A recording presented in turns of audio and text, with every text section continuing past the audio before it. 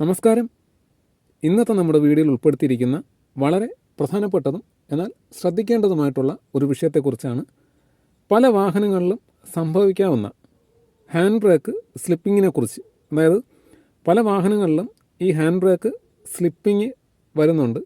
അതിൻ്റെ കാരണം എന്താണ്, ഹാൻഡ് ബ്രേക്ക് യൂസ് ചെയ്യുമ്പോൾ ഉപയോഗിക്കുമ്പോൾ അറിയേണ്ട കാര്യങ്ങൾ എന്തൊക്കെയാണ്, അതിനെക്കുറിച്ചാണ് ഇന്നത്തെ നമ്മുടെ വീഡിയോയിൽ ഉൾപ്പെടുത്തിയിരിക്കുന്നത്.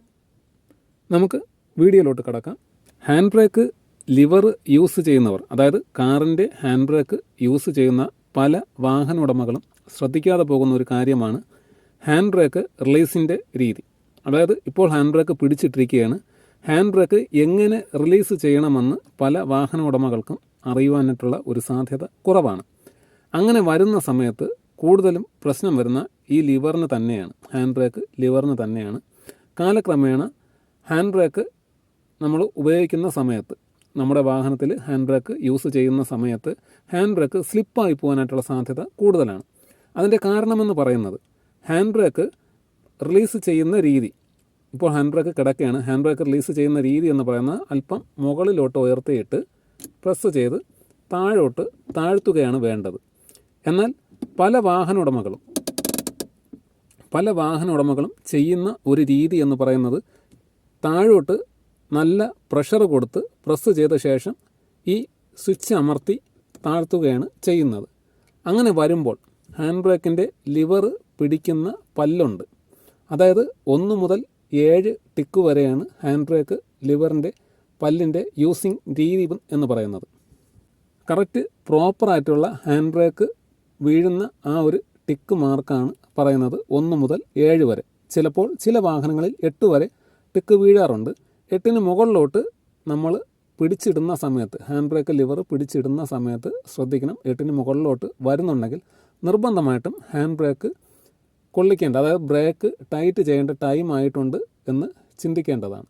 ഓക്കെ, ഓരോ 10,000 കിലോമീറ്റർ കൂടുന്തോറും അല്ലെങ്കിൽ ഓരോ 6 മാസം കൂടുന്തോറും വാഹനം ജനറൽ ചെക്കപ്പ് ചെയ്യുന്ന സമയത്ത്, അതായത് ഓയിൽ സർവീസ് ചെയ്യുന്ന സമയത്ത് നിർബന്ധമായിട്ടും ഹാൻഡ് ബ്രേക്കിൻ്റെ കണ്ടീഷനും കൂടി നോക്കി മനസ്സിലാക്കേണ്ടതാണ്.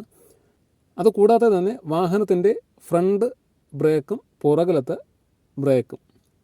ബ്രേക്ക് ക്ലീൻ ചെയ്ത്, അതായത് ഡിസ്ക് അഴിച്ച് ഡ്രമ്മും ഫ്രണ്ടിലത്തെ റോട്ടറും കാലിപ്പറും ക്ലീൻ ചെയ്ത് കംപ്ലൈൻ്റ് ഇല്ലെന്ന് നോക്കി ഉറപ്പ് വരുത്തണം. അതുകൂടാതെ തന്നെ ഹാൻഡ് ബ്രേക്കിൻ്റെ ലിവറും, ഈ ഹാൻഡ് ബ്രേക്കിൻ്റെ ലിവറിൻ്റെ കണ്ടീഷനും ഹാൻഡ് ബ്രേക്ക് പിടിച്ചിടുന്ന രീതി, അതായത് 1 മുതൽ 7 ടിക്ക്. ഇപ്പോൾ 1 ടിക്കായി, 2, 3, 4, 5, 6, 7.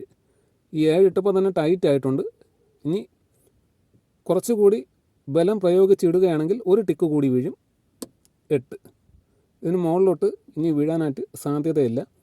എന്നാൽ പോലും 8ന് മുകളിലോട്ട് ഹാൻഡ് ബ്രേക്ക് പിടിച്ചിടുന്ന സമയത്ത് ആ ലിവർ വീഴുവാനായിട്ട് സാധ്യത ഉണ്ടെങ്കിൽ നിർബന്ധമായിട്ടും ഹാൻഡ് ബ്രേക്ക് കൊള്ളിക്കുവാനായിട്ടുള്ള സമയമായിട്ടുണ്ട്. നമ്മുടെ നാട്ടിൽ ബ്രേക്ക് കൊള്ളിക്കുന്നു എന്ന് പറയും, പല സ്ഥലത്തും പല രീതിയാണ് പറയുന്നത്. ബ്രേക്ക് അഡ്ജസ്റ്റ് ചെയ്യാനായിട്ടുള്ള സമയമായിട്ടുണ്ട്.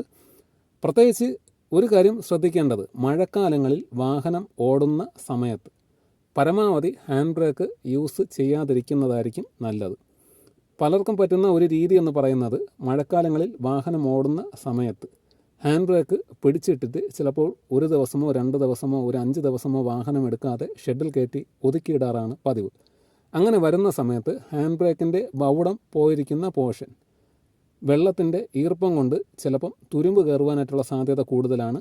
പുറകിലത്തെ ഡ്രമ്മും ജാമായി പോകാനായിട്ടുള്ള സാധ്യതയും കൂടുതലാണ്. ഹാൻഡ് ബ്രേക്ക് പിടിച്ചിടുമ്പോൾ ബ്രേക്ക് ഷൂവും ഡ്രമ്മും തമ്മിൽ ജാമായിട്ട് വാഹനം എടുക്കുന്ന സമയത്ത്, വാഹനം മുന്നോട്ടോ പിന്നോട്ടോ എടുക്കുന്ന സമയത്ത് ചിലപ്പോൾ മൂവ് ആവാൻ കഴിയാതെ ടയർ ജാമായി നിൽക്കുന്ന ഒരവസ്ഥ വരും. അതുകൊണ്ട് പരമാവധി മഴ സമയത്ത് വാഹനം ഓടുമ്പോൾ, മഴ സമയത്ത് വാഹനം ഓടിയിട്ട് ഷെഡിൽ പാർക്ക് ചെയ്യുന്ന സമയത്ത് അല്ലെങ്കിൽ മറ്റേതെങ്കിലും സ്ഥലത്ത് പാർക്ക് ചെയ്യുന്ന സമയത്ത് നിർബന്ധമായിട്ടും ഹാൻഡ് ബ്രേക്ക് റിലീസ് ചെയ്തിട്ട് വേണം പാർക്ക് ചെയ്യുവാനായിട്ട്. ആ ഒരു കാര്യം ശ്രദ്ധിക്കണം. അതിന് പകരം റിലീസ് ചെയ്തിട്ട് പാർക്ക് ചെയ്യുന്ന സമയത്ത് വാഹനത്തിൻ്റെ അടിയിൽ കട്ടത്തടിയോ മറ്റെന്തെങ്കിലും വസ്തുക്കളോ ഉപയോഗിച്ച് ടയറിൻ്റെ അടിയിൽ അടവച്ച് പാർക്ക് ചെയ്യേണ്ടതാണ്. ഒരു കാരണവശാലും വാഹനം ഇറക്കം വാക്കിലോ കയറ്റം വാക്കിലോ നിർത്തി പാർക്ക് ചെയ്യുവാൻ ശ്രമിക്കരുത്. അങ്ങനെ വരുന്ന പക്ഷം ചിലപ്പോൾ വയ്ക്കുന്ന അടയിൽ നിന്ന് സ്ലിപ്പായി മാറിപ്പോവാനായിട്ടും ഉരുണ്ടു പോകാനായിട്ടുള്ള സാധ്യത കൂടുതലാണ്. പലരും ചെയ്യുന്ന ഒരു രീതി എന്ന് പറയുന്നത് വാഹനം ഇറക്കം വാക്കിലോ അല്ലെങ്കിൽ കയറ്റം വാക്കിലോ പാർക്ക് ചെയ്യുന്ന സമയത്ത് ഈ കാണുന്ന രീതിയിൽ, അതായത് കയറ്റം വാക്ക് പാർക്ക് ചെയ്യുന്ന സമയത്ത് ഫസ്റ്റ് ഗിയറിലോട്ടോ അല്ലെങ്കിൽ ഇറക്കം വാക്ക് പാർക്ക് ചെയ്യുന്ന സമയത്ത് റിവേഴ്സ് ഗിയറിലോ പലരും വാഹനം പാർക്ക് ചെയ്യാറുണ്ട്. പ്രത്യേകിച്ച് ഹാൻഡ് ബ്രേക്ക് യൂസ് ചെയ്യാൻ മടിച്ചിട്ടായിരിക്കാം, അല്ലെങ്കിൽ ഹാൻഡ് ബ്രേക്ക് പ്രോപ്പറായിട്ട് വർക്കിംഗ് അല്ലാത്ത കണ്ടീഷൻ വന്നാലും പലരും ഈ ഒരു രീതി ഫോളോ ചെയ്യാറുണ്ട്. പക്ഷേ അതിൽ പറ്റുന്ന ഒരു പ്രശ്നമെന്ന് പറയുന്നത് ഒരേ കണക്കിന് ഇതുപോലെ ഹാൻഡ് ബ്രേക്ക് യൂസ് ചെയ്യാതെ ഗിയറിലോ ഏതെങ്കിലും, അതായത് ഫസ്റ്റ് ഗിയറിലോ റിവേഴ്സ് ഗിയറിലോ പാർക്ക് ചെയ്യുന്ന സമയത്ത് പലരും ശ്രദ്ധിക്കാതെ പോകുന്ന ഒരു പ്രധാന പ്രശ്നമെന്ന് പറയുന്നത് വാഹനത്തിൻ്റെ ഗിയർ ബോക്സിൻ്റെ മെയിൻ ബെയറിങ് കംപ്ലൈൻറ്റ് വരുവാനും കാലക്രമേണ ഫസ്റ്റ് സിങ്കർനൈസർ വീല് കംപ്ലൈൻറ്റ് വരുവാനായിട്ടുള്ള സാധ്യത കൂടുതലാണ്. അതിൻ്റെ ഒരു സൂചന എന്ന് പറയുന്നത് വാഹനം ഗിയറിലിട്ട് ഓടിക്കുന്ന സമയത്ത് ക്ലച്ച് ചവിട്ടി ഡൗൺ ചെയ്യുന്ന സമയത്തോ ഗിയർ ചേഞ്ച് ചെയ്യുന്ന സമയത്തോ, അതായത് ഫസ്റ്റിൽ നിന്ന് സെക്കൻഡിലോട്ട് ചേഞ്ച് ചെയ്യുന്ന സമയത്തോ സെക്കൻഡിൽ നിന്ന് തേർഡിലോട്ട് ചേഞ്ച് ചെയ്യുന്ന സമയത്തോ, അതുപോലെ തന്നെ ഗിയർ ഡൗൺ ചെയ്യുന്ന സമയത്തോ ഗിയർ ഇടുന്ന സമയത്തോ അതായത് ഗിയർ ഒന്ന് ഉടക്കിയിട്ടൊക്കെ വീഴത്തുള്ളൂ. അത് സിങ്കർനൈസർ കംപ്ലൈൻ്റ് ആവുന്നതിൻ്റെ ആദ്യ സൂചനയാണ്. അതിനുശേഷം പിന്നീട് കാലക്രമേണ വാഹനത്തിൻ്റെ ഗിയർ ബോക്സിൻ്റെ, അതായത് ഇത് ഗിയർ ലിവറാണ്, ഇതിൻ്റെ ഉള്ളിലെ ഗിയറിൻ്റെ മെയിൻ ബെയറിങ് കംപ്ലൈൻറ്റ് വരുവാനുമായിട്ടുള്ള സാധ്യത കൂടുതലാണ്. ഗിയറിലിട്ട് നിർത്തുന്ന ഒരു സാഹചര്യം പറഞ്ഞതാണ്. പല വാഹന ഉടമകളും ഈ ഒരു കാര്യം ശ്രദ്ധിക്കാറില്ല എന്നതാണ് സത്യം. അതുകൂടാതെ തന്നെ മറ്റൊരു കാര്യം ശ്രദ്ധിക്കേണ്ടത്, പല വാഹനങ്ങളിലും, അതായത് ഇതിപ്പം ഈ കാണുന്നത്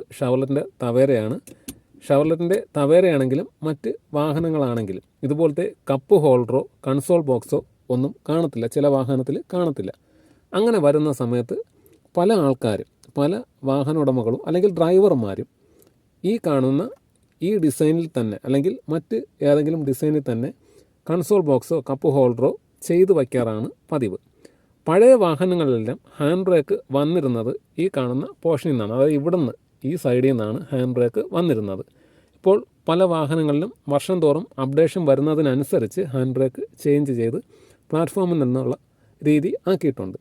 പക്ഷേ എന്നാൽ പോലും ചില വാഹന ഉടമകൾ ഈ സെൻറ്റർ, അതായത് രണ്ട് സീറ്റിൻ്റെയും ഇടയിൽ കൺസോൾ ബോക്സ് ചെയ്യാറുണ്ട്. അത് വുഡിലായിക്കോട്ട് അല്ലെങ്കിൽ ഫൈബറിലായിക്കോട്ട് അല്ലെങ്കിൽ മറ്റേതെങ്കിലും രീതി ആയിക്കോട്ട്, അങ്ങനെ ചെയ്യുന്ന സമയത്ത് ശരിക്ക് ഹാൻഡ് ബ്രേക്ക് പിടിച്ചിടാൻ പറ്റാത്ത ഒരു സാഹചര്യം ഉണ്ടാവാനായിട്ടുള്ള സാധ്യത കൂടുതലാണ്.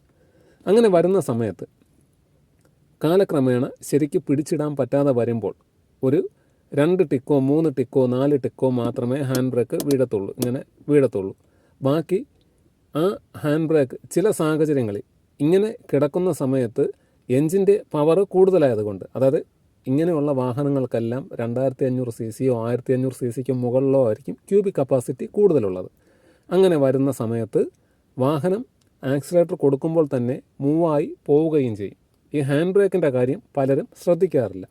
ആ ഒരു സാഹചര്യം വരുമ്പോൾ പറ്റുന്ന ഒരു പ്രശ്നമെന്ന് പറയുന്നത് പുറകിലത്തെ ഡ്രമ്മിലെ ബ്രേക്ക് ഷൂ കാലക്രമേണ പെട്ടെന്ന്, അതായത് ഇപ്പോൾ ഒരു 50,000 കിലോമീറ്റർ ബ്രേക്ക് ഷൂവിന് ലൈഫ് ഉണ്ട് എന്ന് വിചാരിക്കണം. ആ ഒരു 50,000 കിലോമീറ്റർ എന്ന് പറയുന്ന ബ്രേക്ക് ഷൂവിൻ്റെ ലൈഫ് ചിലപ്പോൾ 25,000 കിലോമീറ്റർ പോലും പോവാത്ത ഒരു സാഹചര്യം ഉണ്ടാവാനായിട്ടുള്ള സാധ്യത കൂടുതലാണ്.